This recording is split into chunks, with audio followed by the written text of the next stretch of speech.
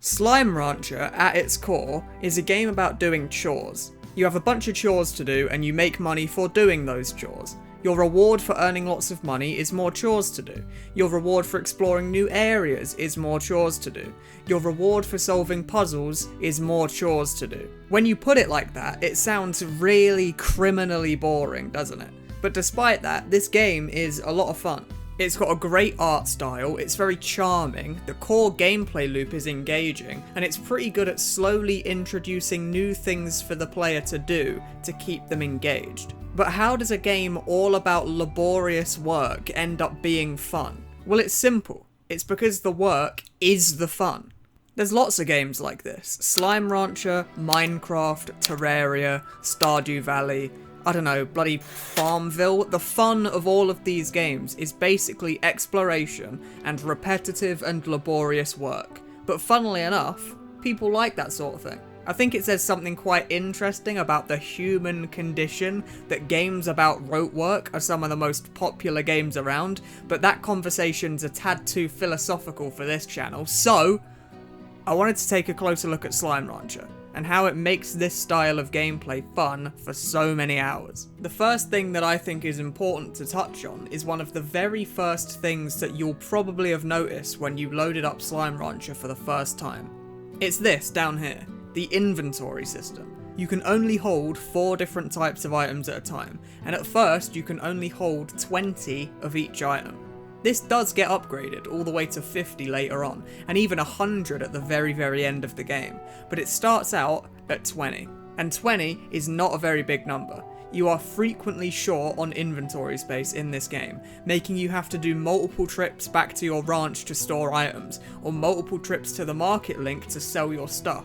This is very intentional design choice, because the game is at its most fun when you've run out of stuff. You'll notice this is a common trend in most games like this. If a quest requires you to get 7 honey slimes and 12 phosphor slimes, it's much more fun to have to go out and explore to find them than it is to just have a bunch of them in storage ready to immediately hand over.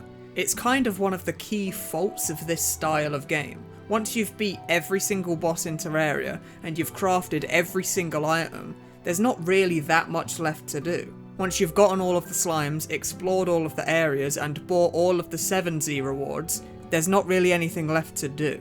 Practically your only task left to do in an endgame ranch is to throw water at these drones and let them do all of the work for you while you gain infinite amounts of money. Money that has become completely worthless because there's nothing left in the game for you to spend it on. This isn't really a criticism though, because it's nearly impossible for a dev to give you an infinite amount of content in a game, so the game has to end somewhere, and it's not unique to Slime Rancher that you run out of stuff to do in a game. But whilst you aren't in an endgame ranch, the game wants to incentivize you into going and exploring, and into gathering resources, into managing your inventory properly. Being able to store 500 of an item would be a bad thing, not a good thing, because although it would be a nice quality of life change, that quality of life change would have erased one of the core gameplay loops from the game almost entirely. Slime Rancher is also good at that classic game feel stuff that every game needs to do well to be fun. Selling the plorts is all like, and feeding the fire slimes is like, and after you complete a puzzle, the puzzle goes.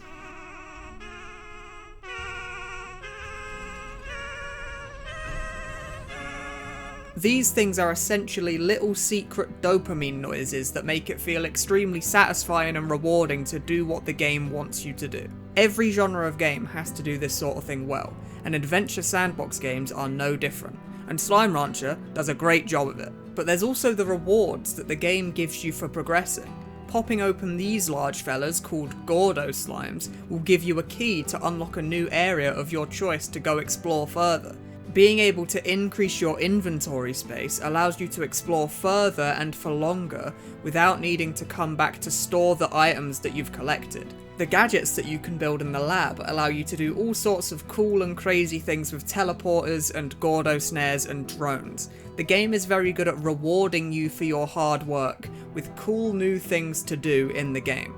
Like we said earlier, The game does have to come to an end somewhere, but there is a lot to do in Slime Rancher, especially if you include the ludicrously expensive 7Z rewards track that acts like a late game money sink to give you reasons to keep playing after you've fully explored every single region. Lastly, Slime Rancher has these little mini-games. There's 3 of them. There's the Quicksilver Slimes, the Wilds, and the Slimulation. These 3 minigames act as a great way to break up any potential monotony that could start setting in from the main game. If a player is getting slightly bored of the grind to get enough money to buy a new area, they could just go do one of the 3 minigames for a little while. The Quicksilver Slimes requires you to chase around and shoot these little guys along a racetrack. The more of them you hit, the more of their plorts you gather. The Wilds minigame requires you to collect as much of a special type of fruit as possible. The Slimulation requires you to run around playing Spot the Difference on these slimes in this special augmented reality world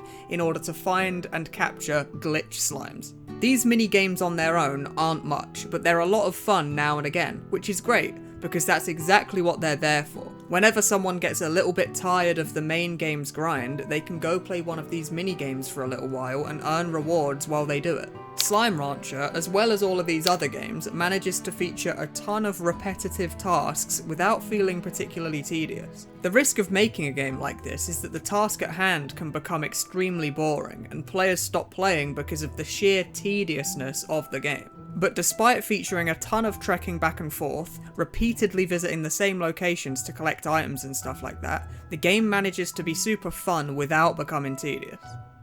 Thanks for watching.